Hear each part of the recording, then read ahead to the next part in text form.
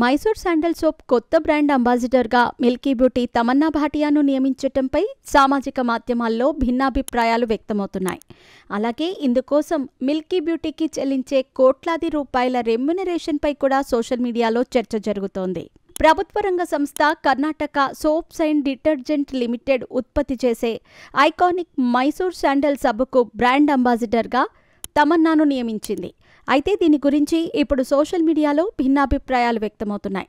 తమన్నా భాటియాకు ప్రస్తుతం దేశవ్యాప్తంగా గుర్తింపు ఉంది. ఇటీవల బాలీవుడ్లోనూ వరుసగా సినిమాలు, స్పెషల్ సాంగ్స్ చేస్తోంది అందాల తార. ఇక గ్లామర్లో ఈ బ్యూటీకి వంక పెట్టడానికి ఏమీ లేదు. ఇలా నేషనల్ వైడ్ క్రేజ్ ఉన్న తమన్నాను తమ బ్రాండ్ అంబాసిడర్గా నియమించుకోవటం వల్ల ఈ బ్రాండ్ ఉత్పత్తులకు ఆదరణ మరింత పెరుగుతుందని ప్రభుత్వం ఆలోచిస్తుండొచ్చు. ఇప్పటికే అనేక బ్యూటీ బ్రాండ్లు ఇప్పటికే తమన్నా భాటియాతో ఒప్పందాలు కుదుర్చుకున్నాయి. ఇప్పుడు మైసూర్ శాండల్ సోప్ కూడా ఈ హీరోయిన్తో ఒప్పందం కుదుర్చుకుంది. కర్ణాటక ప్రభుత్వం తమన్నాతో 2 ఏళ్ల పాటు ఈ అగ్రిమెంట్ కుదుర్చుకుంది.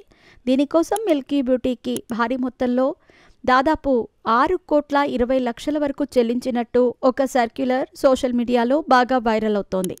అయితే తమన్నాకు బదులుగా కన్నడ నటీమణులను నియమించాల్సి ఉంటే బావుండేదని చాలామంది అభిప్రాయపడుతున్నారు. దీపికా పదుకునే కర్ణాటకకు చెందిందే. ఇప్పుడు బాలీవుడ్కి వెళ్ళింది. కన్నడలో ఇలాంటి నటీమణులు చాలామంది ఉన్నారు. వారిలో ఒకరిని ఎంపిక చేసుకోవచ్చని కొందరు నెటిజన్లు తమ అభిప్రాయాలను వ్యక్తం చేస్తున్నారు. దీనిపై కర్ణాటక భారీ మధ్యతరహా పరిశ్రమల మంత్రి ఎంబీ పాటిల్ స్పందించారు.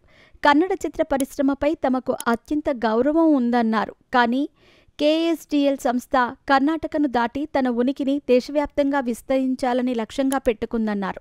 అందుకే తాము పాన్ ఇండియా సెలబ్రిటీని ప్రచారకర్తగా ఎంపిక చేశామన్నారు.